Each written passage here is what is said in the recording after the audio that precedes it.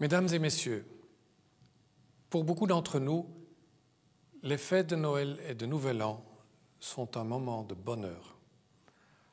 Les rues et les places illuminées créent une ambiance de fête. Dans les foyers règne la joie de se retrouver, d'être ensemble. Malheureusement, cela ne vaut pas pour tout le monde. Pour beaucoup, ce sont des jours difficiles. Je pense aux personnes seules, à celles qui sont malades, à toutes celles qui portent de lourds fardeaux.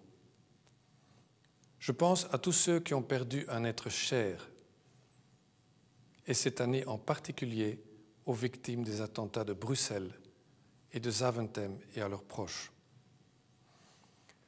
Les événements de l'année écoulée, en Belgique, en Europe et ailleurs dans le monde, sèment le doute sur l'avenir.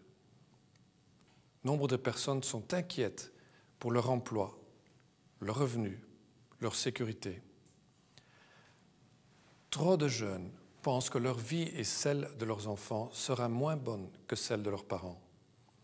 Trop de personnes âgées se demandent si elles seront encore en mesure de suivre les évolutions en cours.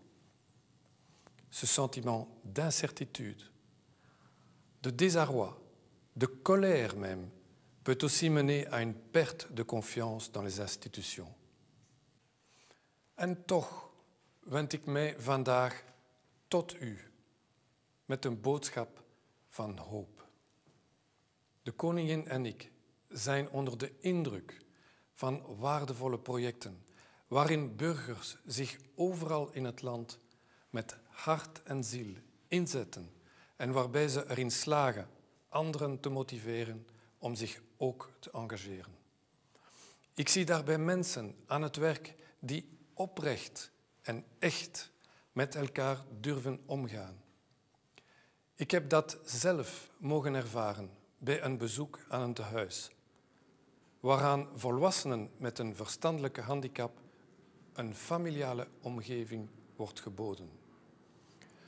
Onbevooroordeeld en met tederheid naar elkaar kijken, elkaars broosheid durven erkennen.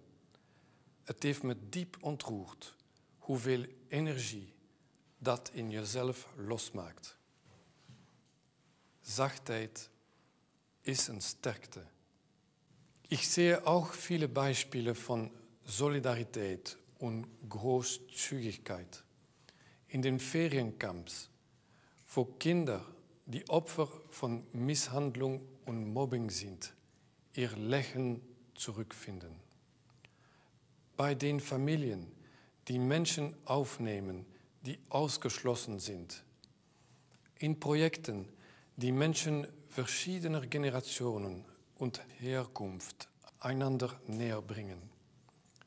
Viele zögern nicht, ihren eigenen Komfort aufzugeben, um auf den anderen zuzugehen.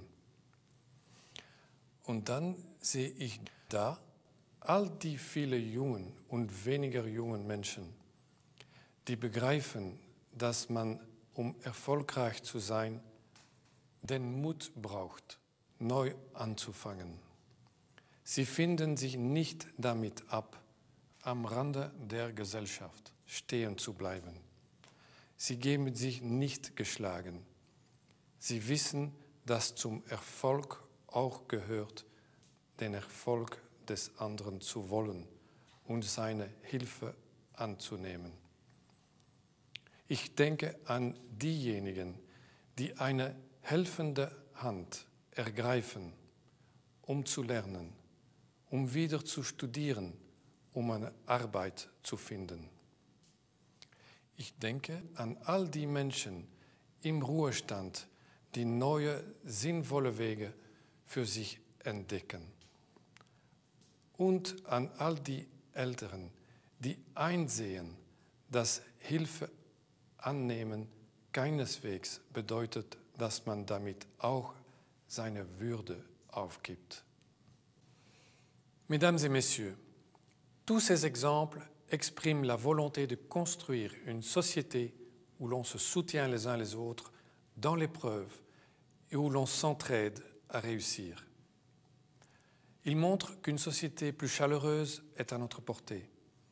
Ils méritent une plus grande visibilité. Je suis convaincu qu'ils peuvent aussi créer une dynamique qui enrichit l'action de nos institutions et qui renforce la confiance dans les fondements de notre démocratie. C'est ce que je souhaite de tout cœur pour notre pays et pour l'Europe en cette veille de l'année 2017.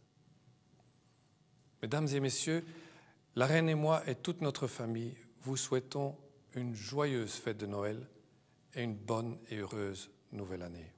Dames en heren, de koningin en ik en onze hele familie wensen u nog fijne kerstdagen en een gezond en gelukkig nieuwjaar. Meine Damen und Herren, die Königin und ich und unsere ganze Familie wünschen Ihnen frohe Weihnachten und ein glückliches neues Jahr.